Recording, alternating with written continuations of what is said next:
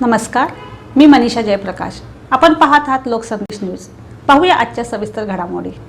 वाई नगरपालिकेच्या उपनगराध्यक्ष पदाच्या निवडणुकीत राजकीय इतिहासात नोंद घ्यावी अशी उलथापालथ पाहायला मिळाली. संख्याबळ आपल्या बाजूने असतानाही राष्ट्रवादी काँग्रेसने केलेल्या रणनीती चुकांचा फायदा घेत भाजपाने उपनगराध्यक्षपद आपल्या बाजूने खेचून आणले. भाजपाच्या पाठिंब्यामुळे राष्ट्रवादीचे बंडखोर नगरसेवक घनश्याम चक्के यांची उपनगराध्यक्षपदी निवड झाली. या निवडणुकीत सुशील खरात आणि घनश्याम चक्के यांना प्रत्येकी 12 मते मिळाल्याने लढत चुरशीची ठरून गेली. मतांची बरोबरी झाल्यानंतर नगराध्यक्षांच्या कास्टिंग व्होटचा वापर करण्यात आला.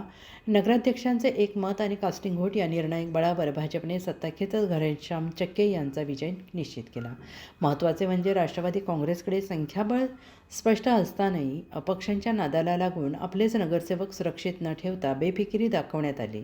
अपक्ष उमेदवाराला उपनगराध्यक्षपदाची संधी देण्याच्या खेळीमुळेच राष्ट्रवादीमधील बंडखोर घनश्याम चक्के भाजपच्या गळाला लागले आणि सत्तेचा डाव पूर्णपणे उलटला. नगराध्यक्षपदाचे एक मत आणि कास्टिंग व्होट या दोन शस्त्रांच्या जोरावर भाजपाने उपनगराध्यक्षपदावर कब्जा मिळवला. परिणामी राष्ट्रवादीचे बंडखोर असलेले घनश्याम चक्के भाजप पुरस्कृत उपनगराध्यक्ष झाले. या अजब, अनपेक्षित आणि धक्कादायक राजकीय घडामोडींमुळे वाई नगरपालिकेच्या राजकारणात मोठी खळबळ उडाली असून राष्ट्रवादीच्या अंतर्गत रणनीतींवर प्रश्नचिन्ह उपस्थित केले जात आहेत. सध्या या निकालाची चर्चा राजकीय वर्तुळात जोरदारपणे सुरू आहे.